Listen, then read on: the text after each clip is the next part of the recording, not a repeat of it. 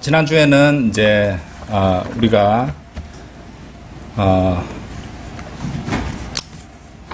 그 표준 성경, 표준 킹제임스 성경으로 배우는 진리들에서, 기존에 있던, 킹제임스 성경, 그 한글 번역들에서, 아쉽게 된 부분들에 대해서, 표준 킹제임스 성경에서 잘, 바로 잡고, 또 그것을 통해서 우리가 더 생생하게 우리 바이블 빌리버 교리를 확인할 수 있는 그런 시간을 가졌습니다. 지난 시간에도 잠시 예고해 드렸지만은 이번 주부터는 몇 주 동안에 이 마귀의 가족들에 대해서 공부를 좀 하도록 하겠습니다. 예, 마귀의 Devil's Family 정도 될 건데 이제 이것을 통해서 아주 또 흥미로운 공부도 되겠지만은 이 마귀가 가지고 있는 계획과 또 이제 세대주의를 우리가 공부하고 있는데 그 각 시대별로 어떻게 작용해 왔는지를 역시 진킴 목사님 강의에서 제가 공부를 하고 또 제가 그것을 정리해서 여러분들과 함께 나누는 시간으로 하겠습니다. 자, 그래서 이번 주부터 공부할 주제는요, 버전이 두 개인데 이제 기존의 한국 개역 개정판을 쓰시는 분들은 이제 용어가 어떻게 되어 있냐면은 네피림 귀신 그리고 타락한 천사들, 이렇게 될 것이고요. 우리 이제 킹제임스 성경을 쓰는 우리 성도님들은 이제 거인족 마귀들 내지 이제 악한 영들이 되겠죠, 그렇죠? 거인족, 악한 영들, 타락한 천사들 이런 제목으로 공부를 하겠습니다. 그래서 이제 기존에 이제 개역 개정판이나 이런 데서 이제 네피림 같은 경우 그가 네필림인데 요거를 그대로 그냥 음역을 했고 또 그 변개된 이제 현대 역본들에도 보면은 이제 킹제임스 성경에 없는 단어 디몬이라는 단어가 있습니다. 디몬. 다이모니온을 갖다가 그대로 음역한 건데 이제 그걸 갖다 개역 개정판 같은데 보면은 귀신이라고 해놨습니다. 귀신. 그러니까 이제 이런 것들로 해서 마귀는 가려놓은 겁니다. 자신들의 패밀리 실체들을 다 가려놓고 어떻게 작용하고 어떤 의도로서 이렇게 매 시대별로 나타나고 또 작용하는가. 그래서 마귀는 상당히 조직적으로 우리가 성경을 통해서 공부를 해보면은 조직적으로 활동해 왔다는 것을 알게 될 것이고 한 몇 주 정도 공부해 보시면은 여러분들은 이제 그렇게 해서 마귀가 이렇게 해왔었구나. 그리고 장차 이제 마지막 날들에 또 어떤 식으로 할 것인가까지가 이제 체계가 잡히리라고 봅니다. 아주 흥미로운 공부가 될 것이고 또 우리의 주요 대적이잖아요. 그죠? 그래서 그것을 아는 것은 굉장히 중요한 부분이라 하겠습니다. 그래서 네피림, 귀신, 그리고 타락한 천사들 이런 제목으로 공부를 드리겠습니다. 이 세 이제 종류의 사탄의 조직에 속한 이자들을 이런 부류들을 차이를 이해하고 아는 것은 이 사탄의 계획과 의도를 파악하는 데 큰 도움이 될 것입니다. 이를 통해서 우리 그리스도인은 영적 전쟁에서 전쟁을 어떻게 수행해야 될 것인지 또 깨닫게 될 것이고 또 대환란 때 장차 드러날 마귀의 계획을 미리 간파할 수 있게 될 것입니다. 아까도 말씀드렸지만은 이제 계속 하다 보면은 이전에 우리가 보지 않았던 그런 부분까지 이렇게 영어 표현으로 connecting dots라고 합니다. 이제 점들을 연결시키는 우리가 점으로 알고 있던 지식들이 연결되는 것도 상당히 귀한 어떤 순간들이 될 것이라고 생각합니다. 이제 마지막 때가 가까워오면서, 이제 따지고 보면은 그간 우리가 이해하지 못하고 연결시키지 못했던 것이 이제 하나님께서 주님의 종들에게 또 성경을 사랑하고 바르게 나눠서 공부하는 사람들에게 열어주시는 것은 당연한 일이라 생각합니다. 예, 그래서, 이제 그걸 통해서 우리가 좀 더 풍성한 이해를 할 수 있다는 것이죠. 지난주에도 자세히 설명드렸지만 이 창세기에 나오는 이 간극 이론이 있었죠. gap theory, gap fact라고 하는 게 더 낫다고 말씀을 드렸는데 이 간극 이론은 이제 우리 통상 통용되는 이제 용어로 말씀드린 이 간극 이론이라는 것은 세대주의의 아주 주요한 부분입니다. 세대주의라는 것은 우리 재생 목록에도 하나 올려놨는데요. 역시 그것도 제가 그 진킴 목사님 간단하게 설명하는 것을 가지고 제가 몇 주에 걸쳐서 나눠서 풀어서 올려놨습니다. 상당히 도움이 될 테니까 한번 보시면 좋겠습니다. 어쨌든 세대주의라는 것은 쉽게 말해서 하나님께서 서로 다른 시대에 서로 다른 부류의 사람들에게 서로 다른 것들을 주신다는 것입니다. 이런 것들을 기본적으로 생각하시면 되는 것이죠. 많은 사람들은 단지 6일 창조만 알고 믿고 있지만 이 창세기 간극 이론은요, 아담과 이브 이전의 이 독립된 기간에 대한 설명을 제공하고 있습니다. 어떤 이들은 재창조와 간극 이론이 댓글에 누가 올려놨더라고요. 진화론의 등장과 더불어 그것에 대응하기 위해서 고안해낸 것이다. 이런 식으로 설명하는 사람도 있었습니다. 하지만 그것은 그런 뭐 의도로 나온 것이 아니라 또 진화론을 갖다가 반박하기 위해서 또 그런 것을 그것만을 갖다가 고안할 필요도 없습니다. 하나님 말씀으로 얼마든지 그것을 반박할 수 있기 때문에요. 어쨌든 이제 이 간극 이론과 재창조에 대한 것들은 킹제임스 성경을 통해서 발견할 수 있는 이 향상된 계시에 속한다고 보면 되겠죠. 이전 사람들이 몰랐던 것이라는 말이죠. 그래서 우리 바이블 빌리버는 6일 창조만 믿는 것이 아니라 그 전에 다른 시대가 있었고 그것에 따른 하나님의 또 구별되는 계획이 있었다는 것을 우리는 믿고 있습니다. 아담 이전에 시대는 분명히 존재했었습니다. 아담 이전에 창조된 지구가 있었고 그 아담 이전에 창조된 지구에도 거주자들이 있었던 것이죠. 우리 바이블 빌리버들은 그들이 타락한 천사들이었다고 믿습니다. 이 시점에 우리가 타락하기 전에 이제 천사들이죠, 그죠? 천사들이 있었는데 이제 이 아담 이전의 시대에는 소위 말하는 네피림, 근데 킹제임스 성경에는 그대로 자이언트라고 번역을 해놨습니다. 거인들은 아직 그 무대에 등장조차 하지 않았던 상태입니다. 그래서 이제 잘 모르는 부분들은 이제 타락한 천사나 네피림이나 뭐 비슷한 것으로 그렇게 생각하는 분들도 있는데 다르다는 것이죠. 그리고 이 거인족들 네피림도 역할이 굉장히 중요합니다. 자, 먼저 시작은 이 천사들이죠. 천사들. 그렇죠? 하나님의 아들들이라고 언급됩니다. 자, 그들은 처음에는 타락하지 않은 상태였지만은 어느 순간 타락하고 말았던 것이죠. 그렇다면 왜 그들이 타락했다는 말일까요? 자, 우리가 창세기 1장 1절을 보시면은 하나님께서 이 창조하셨을 때 우리는 그것이 좋은 것이었다는 것을 알 수 있어요. 근데 2절에 보시면은 뭔가 나쁜 일이 생겼다는 걸 알 수 있습니다. 예. 그러니까 형체가 없고 공허하며라는 표현이 나오고 있거든요. 근데 이거는 하나님께서 바로 좋게 지으셨던 것의 이 징후가 아니라, 그러니까 창조의 표시가 아니라 어떤 심판과 또 어떤 재앙의 표시로서 형체가 없고 공허하며, 그러니까 파괴의 표시로서 제시되고 있다는 것이죠. 예, 창조의 표시가 결코 될 수 없다는 것이죠.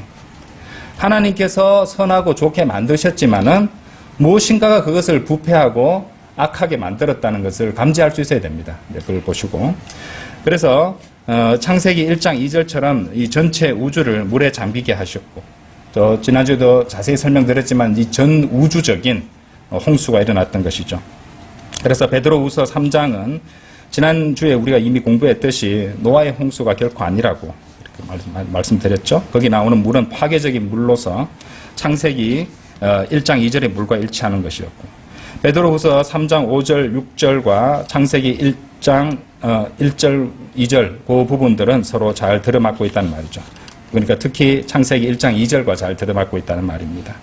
전 우주적인 것을 얘기하는 것이지 결코 지구 위에서 일어났던 노아의 홍수가 아니죠. 그래서 그것은 이제 하늘들과 지구 전체를 지구 행성 전체를 의미하는 것이었습니다. 베드로후서 3장 7절도 전 우주적 맥락이 나오고 있죠. 장차 최후의 심판 때 그것들은 모두 타버리게 된다는 것입니다. 우리는 그것을 잘 알고 있다는 것이죠. 그것은 이제 우주적인, 그래서 이제 이 창세기 1장 2절에 나오는 전 우주적인 홍수와 이제 베드로후서 3장에 나오는 것들을 잘 연결해 봤다는 것입니다. 자, 우리 바이블 빌리버들은요, 아담 이전 시대, 그리고 바로 그때의 천사들인 하나님의 아들들과 루시퍼가 함께 이 지구상에 있었다고 믿습니다. 그리고 그들이 하나님께 이 반역을 지었던 것이죠. 그리고 그래서 그들은 타락하고 떨어져 내렸던 것이죠. 이제 그들은 루시퍼의 죄, 이제 이사야 좀 이따 보겠지만은 14장에 동참했기 때문에 하나님께서는 그들 모두를 익사시켰었던 것이죠. 자, 그럼 그것을 어떻게 알 수 있느냐 증거를 제시하겠습니다. 먼저 우리가 지난주에도 보셨던 베드로 후서입니다. 베드로 후서 3장 한번 열어보시죠.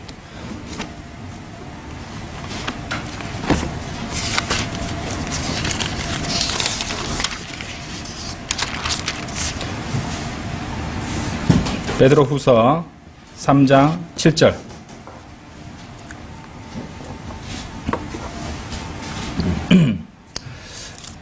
그러나 지금 있는 하늘들과 땅은 동일한 말씀에 의하여 간수되고 있으니 경건하지 아니한 사람들의 심판과 파멸의 날을 대비하여 불살라지기 위해 간직되어 있느니라. 이렇게 되어 있죠. 베드로후서 3장 7절 말씀대로. 자, 그러니까 이제 6절부터 보시면은 그때 있던 세상은 물이 넘쳐 흐르게 됐죠. 지구라는 행성 전체가 다 잠겨버렸다 이 말이죠. 물에 의하여 멸망하였도다. 6절은 과거에 있었던 심판입니다. 그렇죠. 과거에 있었던 심판이 6절에 나오고 7절에서 간수되어 있는, 그리고 파멸의 날을 대비하여 이런 말도 있고, 또 불살라지기 위해, 심판과 파멸의 날을 대비하여 불살라지기 위해 간직되어 있느니라. 이 7절은 미래에 있을 심판을 말하고 있는 겁니다. 그렇죠. 보신 대로 하나님께서는 과거에 심판을 하셨고 또 심판을 하십니다. 그런데 7절에서 나오는 경건하지 아니한 사람들의 심판과 파멸을 대비하여 불살라지기 위해 간직되어 있느니라. 이 말은 심판을 왜 합니까? 그러면 그 미래의 장래에 여기도 설명이 나왔잖아요. 경건하지 아니한 사람들의 심판과 파멸의 날을 대비하여. 그렇죠. 예, 경건하지 아니하기 때문에, 죄 때문에 심판을 한다는 거잖아요. 그죠? 심판은 죄 때문에 하는 거 아닙니까? 그렇죠? 예, 심판은 바로 죄 때문에. 그렇다면은 이제 우리는 요 부분을 통해서 알 수 있는 것은 심판 이전에는 반드시 죄가 있다는 말입니다. 죄가 있기 때문에 심판을 하는 것이죠. 죄가 있는데 심판을 하시지 않으면 공의로우신 하나님이 아니시잖아요. 그렇죠? 그래서 심판은 반드시 그 앞에 죄가 있었기 때문에 심판이 있다는 겁니다. 당연한 얘기입니다. 그러니까 창세기 1장 2절은요, 심판의 결과를 보여준 거잖아요. 그죠? 그렇다면은 창세기 1장과 2장 사이에 우리가 상식적으로 생각할 수 있는 뭡니까? 심판이 반드시 필요할 만한 심각한 죄가 있었다는 것을 알 수 있는 거잖아요. 그죠? 그러니까 장차 우리가 심판이 있다는 걸 알고 있습니다. 큰 백보자 심판서 앞에 이 경건하지 않은 죄인들이 다 서게 서 심판을 받잖아요. 그 죄 때문에 심판을 하는 거니까 그것을 통해서 창세기 1장 2절에 있었던 그 심판도 그 전에 죄라는 문제가 있었기 때문에 하나님께서, 그것도 전 우주적인 죄가 있었다는 말이잖아요. 그죠? 그렇기 때문에 심판을 하셨다. 이것을 상식적으로 알 수가 있다는 것입니다. 그것이 첫 번째 증거입니다. 자, 두 번째 증거입니다. 욥기 가보시죠. 우리 잘 아는 그런 말씀이에요. 자, 욥기 38장 가시죠. 욥기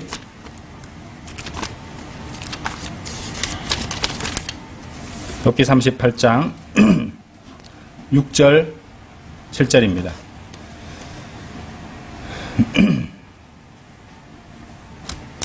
어디 위에 그것의 기초들을 고정시켰느냐?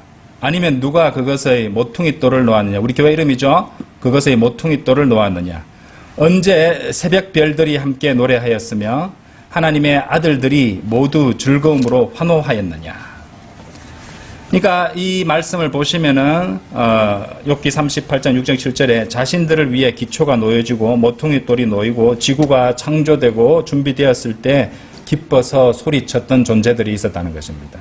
왜 기뻐서 소리쳤어요? 자신들을 위한 곳을 만들어 주셨거든요. 예, 기뻐서 소리친 이유가 바로 그겁니다. 자신들을 위해서 그렇게 해주시려고 그렇게 만들어 주셨으니까 기뻐서 찬양하고 환호했단 말이죠. 그렇죠? 즐거움으로 환호하였더라. 기뻐서 소리쳤다는 말은 이제 한글 킹제임 성경 용어인데 어쨌든 즐거움으로 환호했다는 말이죠. 그래서 새벽 별들이라고 일컬어지는 하나님의 아들들이 있었어요. 천사들이 있었다는 말입니다. 천사들은 처음에 그 세상에 이제 거주하고 있었을 것입니다. 그죠? 그 위에도 있고 이제 하늘도 우주 공간도 하고 하늘도 왔다 갔다 했었겠죠. 그죠? 예. 그래서 그렇게 주로 그 세상에 거주하고 있었지만은 루시퍼의 죄와 더불어서 타락해 버렸고 하나님께서는 그들 모두를 심판, 그래서 물로 익사시켜 버리셨던 것입니다. 예. 이것이 두 번째 증거입니다. 만약에 그것을 이제 이 재창조라든지 그 창세기 간극 이론을 무시해버리면은 이 새벽별들하고 이 기초를 고정시키고 하는 이런 부분들에 대해서 설명할 방법이 없어져 버리는 것입니다. 자, 세 번째 증거입니다. 세 번째 증거는 이사야서입니다. 이사야서 한번 가보시죠. 이사야서 14장입니다.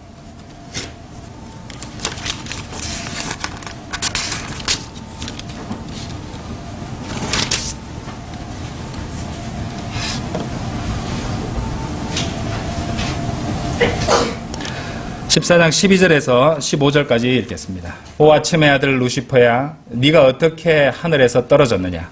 민족들을 약하게 하던 네가 어떻게 땅바닥까지 위축되었느냐? 이는 네가 너의 마음속으로 이렇게 말하였기 때문이라. 내가 하늘로 올라가겠노라. 내가 나의 보좌를 하나님의 별들 위로 크게 높이겠노라. 또한 내가 북쪽의 측면들에 있는 회중의 산 위에 앉겠노라. 내가 구름들의 높은 곳들 위로 올라가겠노라. 내가 지극히 높으신 분처럼 되겠노라. 그럼에도 너는 지옥까지 구렁의 측면들까지 끌려 내려지리라. 13절에서 자, 루시퍼가 뭐라고 말했습니까? 13절에서 그가 네가 너의 마음속으로 이렇게 말했기 때문이라. 근데 이제 요거는 좀 다른 얘기지만은 저는 요 부분을 읽으면서 마음속으로 말했다고 말한 부분에 대해서 하나님께서 심판을 하셨잖아요. 그죠? 그러니까 하나님은 우리 마음을 보시는 분이시니까. 그렇죠? 실제로 이 부분도 굉장히 중요한 부분이라고 생각합니다. 마음속으로 우리가 많은 생각들이 들어오는데 그것을 붙잡고 마음속으로라도 얘기한 것을 하나님께서 다 듣고 계신다는 것. 그렇죠? 그래서 마음속으로 이렇게 말했기 때문에 내가 하늘로 올라가겠노라. 자, 일단은 루시퍼가 하늘로 올라가겠다고 말합니다. 하늘로 올라가겠다고 말한 이유가 뭡니까? 하늘 밑에 있었단 말이잖아요.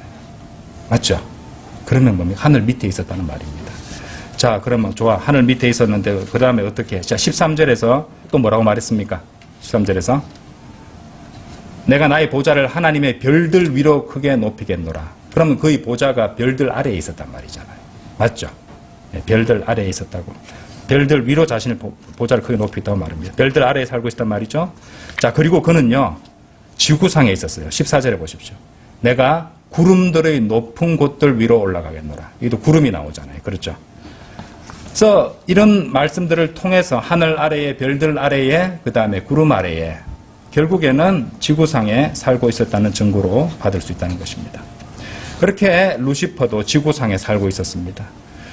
그리고 그가 그것을 마음으로 얘기했을 때, 그렇죠? 마음으로 그렇게 얘기를 했을 때, 마음속으로 이렇게 말했기 때문이라 했으니까, 마음속으로 그렇게 말했을 때, 하나님께서는 그와 또 그를 동조하던 하나님의 아들들, 결국엔 이제 타락한 천사들이 되어버렸죠. 그렇죠? 이런 자들을 어떻게 처리했습니까? 전 우주적인 홍수로 쓸어버리셨던 것이죠. 하나님께서는 그런 식으로 루시퍼와 그의 왕국을 심판하셨던 것입니다.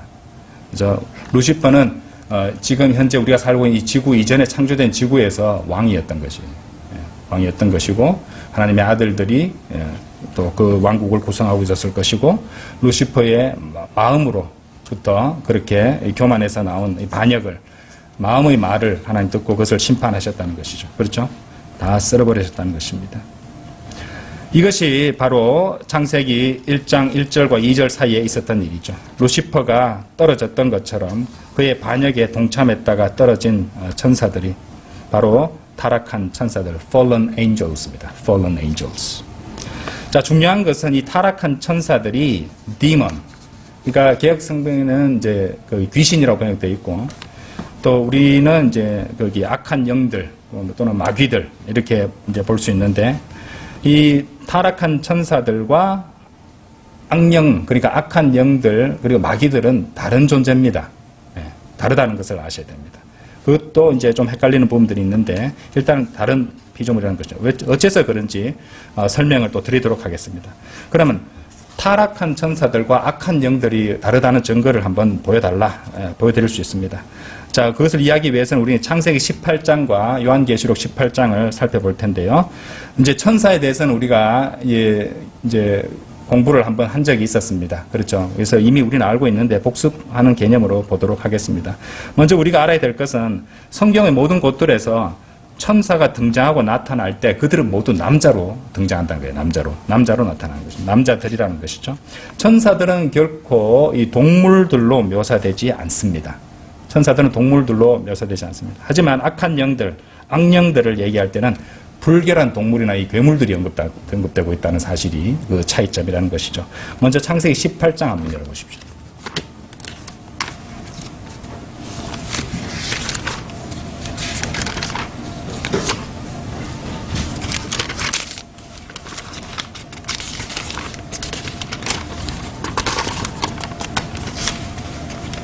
(18장) 2절 3절입니다. 그런즉 그가 자신의 두 눈을 들어 올려 바라보았더니 보라 세 남자가 그의 곁에 서 있었더라. 이에 그가 그들을 보자 그는 천막문에서부터 그들을 마중하려고 달려나가서 땅바닥을 향하여 몸을 굽혀 절하며 이같이 말씀드렸더라. 지금 아브라함입니다. 나의 주여, 만일 제가 이제 당신의 목전에서 호의를 입었다면 제가 당신께 간구하오니 당신의 종에게서 지나쳐가지 마소서. 여기 세 남자가 나죠. 세 남자들. 그렇죠? 세 남자. Three men. 그죠? 세 남자. 자, 22절에 가보십시오. 22절에. 그런 다음에 그 남자들은 거기서 그들의 얼굴을 돌려 소돔을 향하여 갔더라. 그러나 아브라함은 아직 주 앞에 서 있었더라. 이제 주의 천사로 오신 하나님과 아브라함은 같이 있고, 나머지 두 천사들, 두 남자들이 소돔을 향하여 갔다고 되어 있습니다. 그렇죠. 두 남자들이 소돔을 향해서 갔다고 있습니다. 자, 그러면 이제 증거가 나옵니다. 19장 1절 보십시오. 킹제임스 성경은, 그러니까 성령님께서는 의도적으로 19장 1절에서 이렇게 표현하셨어요. 그러고 나서 저녁에 두 천사가 소돔에 이르렀더라.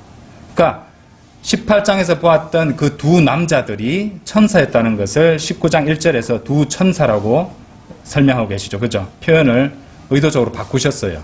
두 남자라고 하고, 그 남자들이라고 하지 않고, 두 남자라고 하지 않고, 두 천사라고. 그죠? 그러니까, 두 천사가 소돔에 이르렀더라. 그리고 롯은 소돔의 성문 안에 앉아 있었더라. 그러다가 롯이 그들을 보고는 그들을 맞이하려고 일어났으니 그가 자신의 몸을 숙여 자기 얼굴이 땅바닥을 향하도록 절하였더라. 왜 그랬을까요? 보통 인간들이 아니라는 걸 알았다는 거죠. 그죠? 보통 인간이 아닌 천사라는 것을 알아보았다는 말입니다. 그래서 이 말씀에서 두 남자들이 천사라는 사실을 명시적으로 드러내는 귀한 증거입니다. 18장과 19장을 이렇게 보시면은 천사들은 남자들이었구나. 그렇죠? 자, 그러면은 악한 영들에 대해서는 성경은 어떻게 하는지 성경으로 이제 또 확인을 해보겠습니다. 요한계시록 18장 갑시다. 둘 다 18장이네요. 요한계시록 18장.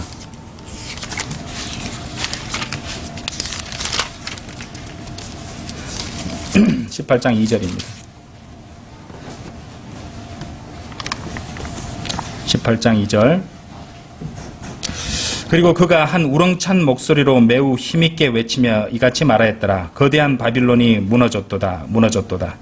그런즉 그 바빌론이 마귀들의 거처와 각각의 부정한 영의 요새와 각각의 불결하고 증오스러운 새의 한 세장이 되었도다. 또 다른 얘기지만 참고로 여기 18장 2절에 그 영어 보시면은 saying Babylon the Great is fallen. 여기도 fallen이라는 단어 사용됐습니다. 그죠? 예.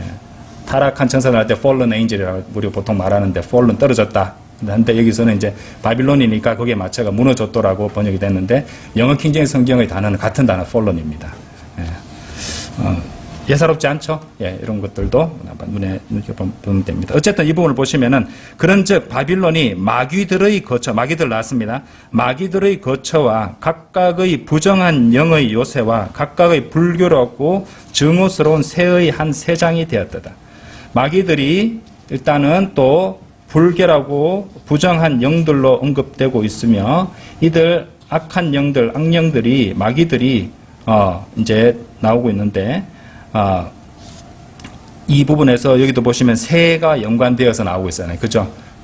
성경에 나오는 거기 새라고 전부 다 이제 마귀와 연관된 건 아니었죠. 그죠? 우리 공부할 때, 이제 비둘기는 성령의 예표가 된다고 그랬고, 그 외에도, 닭도 새죠. 조류 맞잖아요. 그죠? 우리 분류에 의하면. 어쨌든 성경에 보시면은 닭과 독수리도 이제 보시면요. 닭 같은 경우는 하나님께서 그분의 백성을 돌보시고 보호하시는 것을 이제 보여주기 위해서 제시된 새고요. 독수리 같은 것은 인도하시잖아요. 그죠? 인도하시는 것을 보여주는 그런 새, 그런 좋은 새들도 있는 반면에, 여기서는 이제 보시면은 악령들과 연관해서 동물, 새들이 언급되고 있다는 것입니다. 자, 이 악령들이, 마귀들이 이제 활동하는 것을 한번 생각해 보십시오. 근데 이 악령들이나 마귀들을 어떤 사람들은 타락한 천사들의 영이다, 타락한 천사들이다, 뭐 이렇게 설명하는 사람이 있는데, 만일 타락한 천사들이 이 악령들이고 마귀들이고 같은 것이었다면 왜 창세기에는 악령들이나 마귀들을 단 한 번도 언급하지 않았을까요? 단어가 없습니다. 예. 그렇죠? 악령이나 마귀들이라고 창세기에는 언급되지 않고 있습니다. 따지고 보면은 굉장히 중요한 캐릭터잖아요. 하나님을 대적하는 그 마귀의 패밀리에 속한 아주 중요한 캐릭터들인데, 창세기에 언급되지 않고요. 악령들, 마귀들은 아주 이제 한 적은 횟수로 레위기나 이런 데 잠시 등장하는 경우도 있습니다만은 쭉 계속 나오지 않습니다. 나오지 않고 이제 왕들의 시대라든지 구약의 후반부에 가서 이제 그제서야 이제 마귀들이 활동을 하는 것처럼 기록을 해놨거든요. 그런 부분도 예사롭지 않다는 것이죠. 구약 후반부 왕들의 시기까지 악령이나 마귀들은 등장하지 않는다는 말입니다. 그럼 처음부터 왜 등장하지 않았을까요? 왜 등장하지 않았을까요? 그것도 마귀도 하나님을 흉내내서 적당한 때에 적당하게 자기 그 부류별로 적당하게 주요 활동을 하는 그런 부류들을 그것들 자체의 적당한 때에 등장시키고 있다는 것을 우리가 파악해야 된다는 것이죠. 예. 그러니까 마귀는 하나부터 열까지 하나님을 모방하는 존재라는 것을 일단 알고 계시면은 이제 이해가 더 빠르실 것입니다. 당연히 자기 때에 나타나서 자기 역할을 수행하려고 할 것입니다. 레위기 17장 7절이나 신명기 32장 17절에도 마귀들이라는 단어가 나오긴 나옵니다. 한번 들어보세요. 그런즉 그들은 자신들이 조차 행음하러 다니는 마귀들에게 더 이상 자신들의 희생제물을 바치지 말지니라. 그것은 그들의 세대들에 걸쳐 그들에게 영원토록 하나의 규례가 되리라. 신명기 32장 17절에도 그들이 하나님께 희생제물을 바치지 않고 마귀들에게 바쳤더라. 뭐 이 정도로 언급이 되기는 합니다. 하지만 이때 그들이 주요 역할을 수행했다고는 볼 수 없다는 것이죠. 예, 왕들의 시대 구약의 후반부에 가서 본격적으로 활동하는 게 나타난다는 것입니다. 구약에서 이 악한 영들, 마귀들이 하는 대부분의 역할은 왕들이 등장하는 시기에 가서야 나타나고, 그런데 놀랍게도 신약에 가서는 여기저기에서 다 나타납니다. 그런 차이점이 있다는 것이죠. 적어도 창세기에는 명시적으로 드러난 곳이 없다는 것이었습니다. 구약에는 그처럼 마귀라는 단어가 드물게 사용된다는 것이죠. 구약에는. 그리고 구약 성경 끝에 다다라서 그들의 역할이 수행되는 것을 많이 보게 된다는 것이죠. 그러므로 우리는 하나님께서 경영하시는 이 세대주의에 따른 서로 다른 마귀의 가족들의 역할을 한번 구분해서 이해하고 확인해야 된다는 것을 명심해야 됩니다. 자, 우리가 악령들 또는 마귀들에 대한 공부를 다루기 전에 타락한 천사들에 대해서 좀 더 공부를 진행해 볼 것입니다. 그렇게 하나씩 공부하면은 우리가 그것들의 역할을 또 자세히 구체적으로 이해하게 될 수 있을 것입니다. 아직 이제 그 킹제임스 성경의 거인으로 이제 번역이 된 네피림은 아직 조금 멀었습니다. 좀 더 해야 됩니다. 타락한 천사들에 대해서 좀 더 공부를 해야 되거든요. 자, 이 천사들이 타락한 천사들은 이제 아담 이전의 시대에 있었는데, 그들은 이제 자신의 역할을 또 자신의 상태를, 자신의 신분을 다 상실하고 말았죠. 그런 일들이 심판을 받았다 이 말이죠. 그런데 그들이 거기서 끝나버린 것이 아니라 아담의 시대까지 들어오고 있었다는 것입니다. 아담의 시대에도 등장을 했잖아요. 우리가 알잖아요. 창세기 6장에 보시면. 그렇죠? 아담의 시대 동안에 이제 아주 흥미로운 것이 있습니다. 자, 창세기 3장 한번 가보시죠.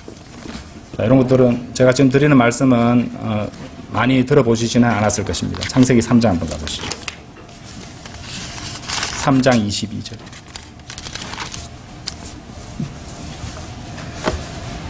그런 다음에 주 하나님께서 말씀하시기를 보라 그 남자가 우리 중 하나와 같이 되어 선악을 알게 되었도다. 그런즉 이제 그가 손을 뻗어 생명나무에서 나는 것도 취하여 먹어서 영원토록 살까 하노라 하셨느니라. 그러므로 주 하나님께서 에덴의 동산으로부터 그를 멀리 보내셨으니 그가 취하여진 그 토양을 경작하게 하려 하심이라. 그렇게 하여 그분께서 그 남자를 몰아내셨으며 그분께서 에덴의 동산의 동쪽에 그룹들과 각각의 모든 길로 회전하고 불타오르는 칼 한 자루를 배치하셨으니 생명나무의 길을 지키게 하려 하심이라. 여러분들 이거 읽어보셨죠? 그죠? 예. 그냥 이렇게, 그랬구나, 지키셨구나 하고 넘어갈 수도 있는데, 여기 보면 조금 기이한 부분이 있습니다. 하나님께서는 그룹들을 두셔서 생명나무와 에덴 동산을 지키게 하셨죠. 누구라도 거기에 들어가는 것을 원치 않으셨다는 말입니다. 그렇죠? 그런데, 당시에는 우리가 알다시피 사람은 누가 있습니까? 아담하고 이브만 있잖아요. 그죠? 아담하고 이브만 있는 상황이었어요. 물론 이제 다른 이론도 이제 있을 수는 있습니다. 어쨌든 기본적으로 우리가 상식적으로 생각했을 때 아담과 이브만 있는 상황으로 판단을 합니다. 근데 주님께서 그곳을 지키게 하시도록 동원한 수단들을 한번 보십시오. 예. 그룹들. 그룹 대단하잖아요. 그죠? 예. 그룹들. 하나만 있어도 어떤 존재가 와도 상당히 안 될 건데 그룹들을 갖다가 배치를 하셨어요. 또 그것으로 부족해서 회전하고 불타오르는 칼 한 자루까지 거기에 두셨다는 것입니다. 남자 하나, 여자 하나 보고 준비하셨다고 보기에는 좀 오버 아닙니까? 예. 대단한 대비입니다. 그렇죠? 예. 대단한 보안 시스템입니다. 보통 보안 시스템이 아닙니다. 이거는 우리 상식적으로 생각했을 때. 만일 에덴 동산에 들어가려고 하는 어떤 천사와 같은 존재들이 없었다면 오바입니다. 천사와 같은 존재들이 들어가려고 하고 있었기 때문에 하나님께서 그렇게 배치하셨다는 것이죠. 물론 성경에는 구체적인 명시나 설명은 없습니다. 그렇죠? 하지만 우리가 충분히 추측할 수 있는 사실이죠. 그러니까 우리는 이것을 통해서 아담의 시대에도 창세기 6장까지 오지 않아도 아담의 시대에도 이미 천사들이 돌아다니고 있었음을 생각할 수 있다는 것이죠. 그리고 그 다음으로 우리가 알아야 될 사실이 있습니다. 창세기 이제 4장에도 우리 주의를 끄는 아주 흥미로운 워딩 표현들이 나오고 있는데 한번 열어보시죠. 4장 14절 한번 보십시오.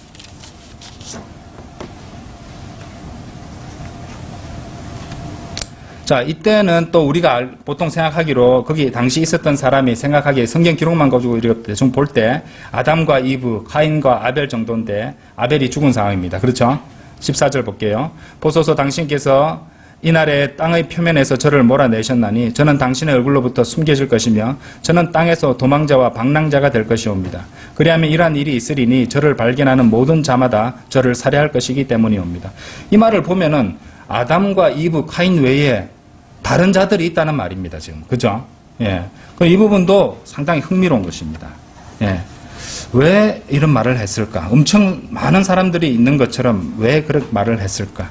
당시에 여전히 많은 천사 같은 존재들이 돌아다니고 있지 않았다면 그런 말을 하지 않았을 수도 있지 않을까? 우리는 가능성을 열어볼 수 있다 이 말이죠. 왜냐하면 이미 창세기 3장 5절 한번 보십시오. 창세기 3장 5절. 하나님께서도 그런 말씀을 하셨거든요. 3장 5절. 이는 너희가 그것을 먹는 날에는 그때 너희의 눈이 열릴 것이요 선악을 알아서 너희가 신들과 같이 되리라. 신들을 말씀하셨어요. 신들을. 그렇죠? 신들과 같이 되리라는 것을 하나님께서 아시기 때문이라. 22절에도 한 번 더 할 수 있어요. 그런 다음에 더 기록되어 있습니다. 하나님께서 말씀하시길 보라 그 남자가 우리 중 하나와 같이 되어 선악을 알게 되었도다. 그런즉 선악을 알게 되었도다. 그런즉 이제 그가 손을 뻗어 생명나무에서 나는 것도 취하여 먹어서 영원토록 살까 하노라 하셨느니라. 여기는 이제 신들이라는 말은 없는데 앞에서 5절에서 하셨던 말씀을 한 번 더 하시는 대목이 나온다 이 말입니다. 그래서 신들을 언급하고 계시는데 시편 82편에도 보시면은 이 신들이 나옵니다. 나중에 한번 읽어보시면은 나옵니다. 자, 물론 이제 이들이 누구냐에 대해서는 러크만 주석서에 보시면은 이제 다른 이론도 같이 제시하고 계시는데요. 이제 러크만 목사님은 이게 천사들일 수도 있다라고 말씀하시고 또 다른 이론도 있다면서 이제 제시하신 부분이 있습니다. 그러니까 이들이 이브가 타락 이전에 낳았던 아이들일 수도 있고 창세기 5장 4절의 하반절이 창세기 5장 4절 한번 보십시오. 이제 펼쳐놓고 말씀드릴게요. 그러고 나서 그가 셋을 낳은 뒤 아담의 날들이 800년이었으며 그가 아들들과 딸들을 낳았더라. 자, 요거를 갖다 연대기적으로 기록된 것이 아니라 아들들과 땅들을 낳고 그 뒤에 또 셋을 낳았다. 이런 식으로 연대기적으로 기록된 것이 아니라고 보면은 다른 사람 아담 그 창세기에 기록되지 않은 아담의 아들들 딸들이 더 있을 수도 있다. 뭐 이런 이제 설명을 하고 계십니다. 물론 이제 성경에는 기록되어 있지는 않습니다. 이제 그 추측이 이제 만약에 그런 그 추측이 맞다면은 이제 아담이 죽었을 때 아벨이 죽었을 때 아담이 120세나 125세 정도로 되고 그 정도로 보았을 때 이미 지구상에는 상당수의 사람들이 거주하고 있었을 수 있다.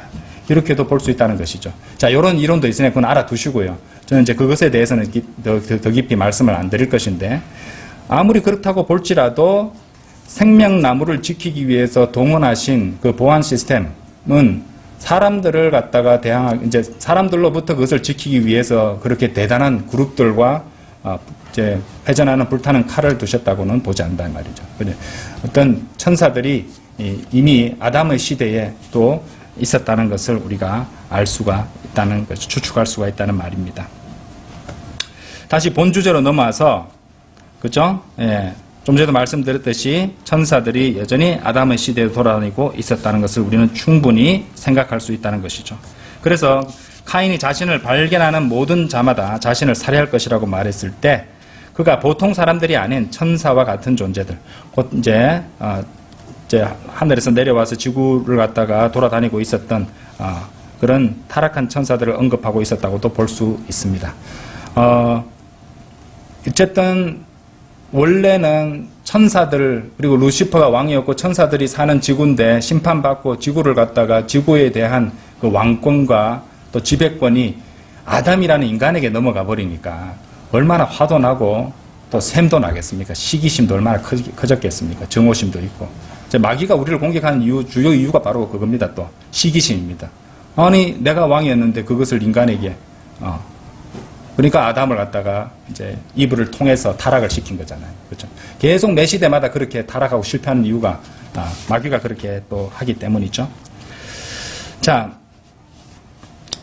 인간의 역사를 살펴볼 때요, 서로 다른 두 그룹의 인종이나 사람들이 있고 그 두 집단이 서로 교류하다 보면은 필연적으로 나타난 현상이 있습니다. 통합하고 뒤섞이게 된다는 것이죠. 자, 창세기 6장으로 가보겠습니다. 창세기 6장. 시간이 많이 지체되는데 빨리 마치겠습니다. 1절, 2절. 그리고 이러한 일이 있었으니 사람들이 땅의 표면에서 번성하기 시작하고 그들에게 딸들이 태어났을 때 하나님의 아들들이 사람들의 딸들을 보았는데 그들이 어여뻤더라. 그리하여 그들이 자신들이 택한 자들 모두를 자신들에게 아내들로 삼았더라. 이제 천사 같은 존재들, 타락한 천사들이 인간 여자를 보고 아주 어여쁜 것을 이제 확인한 다음 그녀들을 이제 자신들을 위해서 취했다고 말씀하시죠. 고대의 수많은 신화들을 한번 생각해 보십시오. 신들이 땅으로 내려오고 인간들과 결합했다는 내용들 얼마나 많습니까? 제우스, 제우스죠. 제우스 이제 번개 가지고 다니잖아요. 제우스가 내려와서 인간과 뒤섞였다는 식의 이야기들, 그리고 각종 신들이 내려와서 인간과 결합한다는 이야기들이 얼마나 많습니까? 실제로 그런 일이 일어났기 때문에 신화의 이야기거리를 제공했던 것입니다. 창세기 6장은 실제로 일어났던 일을 그렇게 잘 보여주고 있죠. 몰몬교 아시죠? 몰몬교에서는 참으로 신성모독적으로 어떻게 가르치냐면은 하나님께서 땅으로 내려오셔서 동정녀 마리아와 성관계를 맺었다고 가르칩니다. 네. 그렇죠? 근데 그게 뭐죠? 창세기 6장에 있었던 일입니다. 그걸 갖다가 마귀들은 그걸 참으로 좋아하죠. 그죠? 마귀는 그걸 참으로 좋아합니다. 사탄적인 것인데 이런 그 가르침을 갖다가 이제 몰몬교 교리로 넣어가지고 가르치게 만들었던 것이죠. 예. 이 천사 같은 존재들, 타락한 천사들이 인간과 결합해서 지구상에 사는 것을 한번 생각해 보십시오. 타락한 천사들이 이제 막 돌아다니는데 이를테면은 이 타락한 천사들이 지구상에서 우리처럼 걸어만 다녔겠습니까? 어쩌면은 날아다녔을 수도 있습니다. 날거나 걷거나 뭐죠? 슈퍼맨입니다. 그죠? 슈퍼맨. 날거나 걷거나 그렇게 할 수도 있었을 것입니다. 그리고 영화들 이미 나와 있는데 슈퍼히어로 나오는 영화들 다 보시면요. 결국에는 이 성경에서 나온 것들이라는 것을 알 수 있고 실제로 일어났기 때문에 그것들이 전해지고 전달되고 신화로 되고 포장되고 확장되고 해서 지금은 여러 가지 인간의 부패한 상상력과 결합해서 우리 눈앞에 돌아다니고 눈앞에서 이제 영화 같은 걸로 보게 된다는 것이죠. 지구상을 이제 뭐 그냥 이렇게 방랑하며 다닐 수도 있었을 것이고 엄청난 힘도 있었을 것이고 그랬을 것입니다. 어쨌든 창세기 6장에서 그들은 인간의 딸들과 함께 결합하여 살고 있었고 이제 그렇게 했을 때 타락한 천사들에게 그렇게 했을 때 자신들이 천사로서의 신분 자, 그 영어 킹제임스 영어 단어를 보시면 estate이라는 단어입니다. estate. 요즘에 현대영에서는 state로 많이 사용되는데요. 이 state는 신분이라는 뜻도 있고 상태란 뜻도 있습니다. 상태. 천사로서의 그 상태를 자기가 있던 자기가 있어야 되는 그 자리를 지키지 않고 내려왔잖아요. 그죠? 그렇기 때문에 천사로의 상태를 상실했고 신분도 상실하게 됐다. 이렇게 이해를 할 수가 있다는 것입니다. 옛날에 제가 진킴 목사님 창세기 강해를 듣다가 이제 구체적으로 이제 교리로 말할 수는 없지만은 이 자들이 피를 얻기 위해서 어떻게 피를 이제 인간의 여자와 결합을 했을 것이다 이런 얘기를 하는데 그렇게 결합을 해서 피를 얻었을 수도 있고 근데 우리가 지금 갖고 있는 여러 가지 막 이야기들 전설들 가운데 뱀파이어가 있습니다. 뱀파이어도 보면은 어떤 죽지 않는 초능력을 가진 존재가 피를 갖다가 흡입함으로써 또 살아가는 그런 얘기도 하거든요. 물론 이 성경에 나온 건 없습니다. 그렇죠? 그런 것들도 우연히 만들어진 얘기가 아니라는 걸 봤을 때 하여튼 마귀적인 뭔가가 있다는 것은 분명하다. 우리가 그 정도로 생각을 할 수 있다는 것이죠. 어쨌든 지금 오늘 마귀의 진영에 속한 무리들에 대한 첫 번째 시간을 마쳤는데 이런 귀한 지식들 또 해보면 성경이 전혀 지루하지 않습니다. 그죠? 성경 너무 재밌습니다. 예, 그런데 재미로 말 것이 아니라 우리 대적들이 어떻게 이제 이때까지 인간을 공격하고 또 부패시키려 했고 장차 이런 일들이 또 반복된다는 걸 생각할 때에 우리가 경각심을 또 지식으로 무장해서 가질 수 있다는 것이었습니다. 예, 잠시 기도드리고 마치겠습니다.